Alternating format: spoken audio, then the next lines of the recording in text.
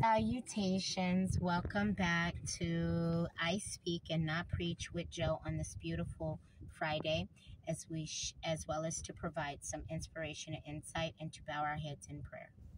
Oh, Holy God, Holy Mother, Holy Spirit, Holy God, as I come before you, and I am thankful, God, that you have helped me walk away from addictions that had ensnared me, and I long for freedom from all things that grasp at my spirit.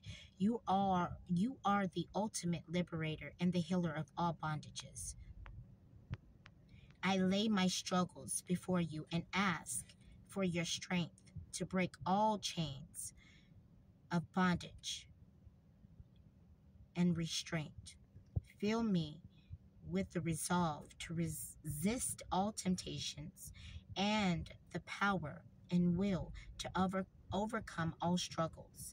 Replace the emptiness with your presence, and guide me towards a life of sobriety, wholeness, goodness, prosperity, abundance, and God. So shall this be, as God is above all things that I named, but they can't come to be if I don't name them in sight of God. So shall it be, and it will be, by the glory and conviction of the Holy Mother, Holy Spirit, Holy as I ask that you breathe life into my askings, as I am nothing without my ancestors, without my mother, without my God, without the Holy. So shall this be, and it will be. Okay, today's good word is a bit long. But what was placed on my spirit to share is Psalms 11, verses 1 through 7. And it says, "In the Lord I take refuge. How can you say to my soul, flee like a bird to your mountains? For behold, the wicked bend the bow, and they have fitted their arrow to the string, to shoot in the dark at the upright in heart. If the foundations are destroyed, what can the righteous do?" God replied, "For God is in the holy temple, and God's throne is in heaven. God's eyes see, God's eyelids test the children of men. God tests the righteous, but God despises the wicked and the one who loves violence. God said, let him rain coals on the wicked, fire and sulfur and scorching winds shall be the portion of their cup. For God is righteous, and God loves righteous deeds. The upright shall behold God's face."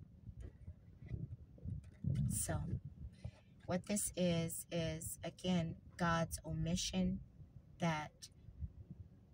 and God's promise on to the righteous that they will incite arrows and snares.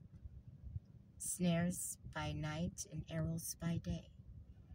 However, no weapon formed against you shall prosper. If you are a believer, you are truly a righteous soul, as God sees your righteousness, your heart, and your fight. So God picks up the fight personally. And God, as says, in return, will rain pretty much, as it said, coals, fire and sulfur, and scorching winds, which is another way of saying hell. God will rain hell upon those that have incited violence against any righteous man in this world or woman. So, just because we get away with something doesn't mean that we've gotten away with it. It just means that we were able to perform the act and do whatever we were attempting to do in the moment. But with every action, there is recourse. With every action, there is reaction. That is the law. That's the law of physics. For every force, there is a reaction. For every movement, there shall be some type of response. If you pull a trigger on a gun, there's recoil. Okay? So, whatever you do, the laws of attraction, allow them to boomerang and come to you. And God allows this, as we call it karma, to effectively guard and protect and shield righteous people. So it's usually the people that are bringing their own demise, not God's hand. For God is a healer and God is a lover.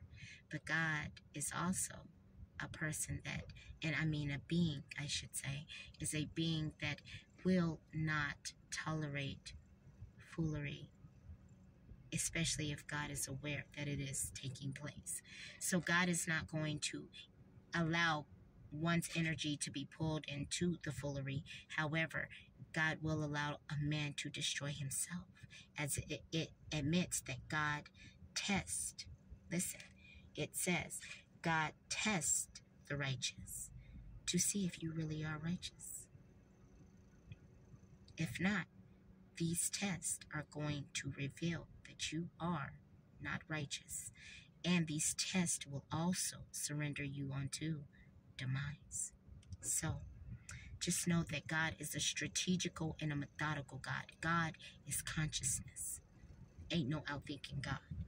So, try to employ critical thinking for oneself and making good decisions in life, because it matters what you're projecting, because you're projecting, and what you're projecting in the world, whether it's for you or someone else, it becomes your own trajectory. Thank you again for allowing me to share. Goodbye, good riddance, says the good Lord. I speak and not preach. And you are the key. You are the key. You are the way. You are the lock. And you are the only obstacle that is keeping you from salvation. For if you seek God, God shall open arms and accept you. If you do not choose God, then God cannot choose you. So, thank you again for allowing me to share with you. I hope that you enjoy your weekend. Goodbye, good riddance, says the good Lord. I speak and not preach. And goodbye.